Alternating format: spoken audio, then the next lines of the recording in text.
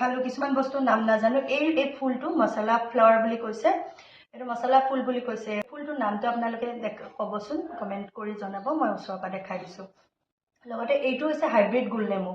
এটো খুব ডাঙৰ ডাঙৰ হয় আমাৰ অসমৰ গুলনেমু মানে আমাৰ গুতে হেৰিটো থলুৱা গুলনেমুটো চাওক আৰু এইটো চাওক এইটো পুৰা ডিফাৰেন্ট আছে আৰু এইবিলাক হৈছে ঘৰতে শুকুৱা কোকিলা মাছ ঘৰতে শুকুৱা এইবিলাক তো দেখিছে নহয় এইটো ঘৰত শুকুৱা কোকিলা মাছ আৰু এইটো হৈছে এইটো মুৱা ঘৰত শুকুৱা মুৱা মাছ এইটো আপোনালোকক দেখালো এইটো হৈছে আখুনিটো আপোনালোকে জানে আৰু আমাৰ ডিটিবিকে কিচেনৰ পৰা যদি আপোনালোকে আখুনি পৰ্ক আখুনি চিকেন খাইছে বহুতে খাইছে আৰু এই বস্তুটো মই আপোনালোকক দেখাই দিছো এইটো আমি দেখাই দিছো এইটো হৈছে কলা কচুৰ পেটা কলা কচুৰ তলত যোনটো থাকে এইটো পেটাটো লগতে মই দেখাম এইটো বস্তু বহুতে চিনি নাপায় এইটো হৈছে জাব্ৰাং সিডছ এইটো মেজেঙা পাতৰ গুটি এইটো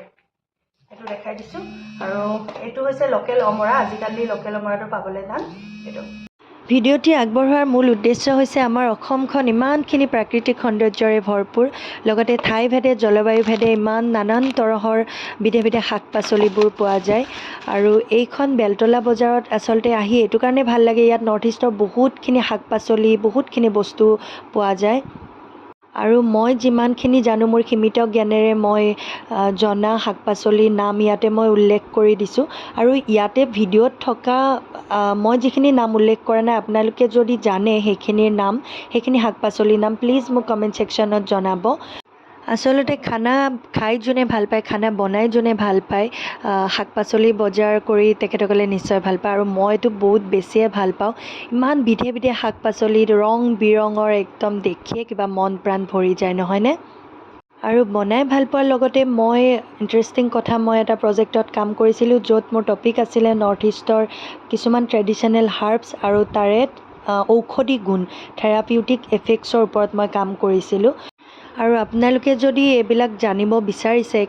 কিছুমান হাৰ্বছৰ নৰ্থ ইষ্টৰ কিছুমান হাৰ্বছৰ ঔষধি গুণ মই পৰৱৰ্তী সময়ত ভিডিঅ' আনিবলৈ চেষ্টা কৰিম মোৰ সীমিত জ্ঞানৰ পৰা আপোনালোককো জনাবলৈ চেষ্টা কৰিম আৰু মই আকৌ এবাৰ কৈছোঁ ইয়াত থকা কিছুমান বস্তু যিখিনি মই নাম উল্লেখ কৰা নাই আপোনালোকে যদি জানে প্লিজ কমেণ্ট ছেকশ্যনত জনাব আৰু বৰ্তমানতো বহুতখিনি শাক পাচলি লুপ্তপ্ৰায়ে হৈ গ'ল আমি ককা আইতাৰ মুখত যিবিলাক শাক পাচলিৰ নাম শুনিছিলোঁ এতিয়াতো একেবাৰে ৰেয়াৰ মানে পাবলৈকে নোহোৱাই হৈ গৈছে আৰু আমিও নাজানো বহুত শাক পাচলিৰ নাম এতিয়াও আমি নাজানো আৰু আমাৰ পিছৰ জেনেৰেশ্যনেতো বহুতখিনিয়ে নাজানে গতিকে এই ভিডিঅ'টো অকণমান শ্বেয়াৰ কৰিব যিহেতু মই ইয়াতে নামবিলাক লিখি দিছোঁ আৰু আপোনালোকে মোক জনাব কিছুমান মই যিবিলাক উল্লেখ কৰা নাই নাম গতিকে তেখেতসকলৰ বহুতখিনি সহায় হ'ব যিসকলে নাজানে সো ভিডিঅ'টি যদি দৰকাৰী বুলি ভাবে আপোনালোকৰ বন্ধুবৰ্গৰ লগতে ভাইটি ভণ্টিৰ লগত শ্বেয়াৰ কৰি দিব সো আজিলৈ বিদায় লওঁ বাই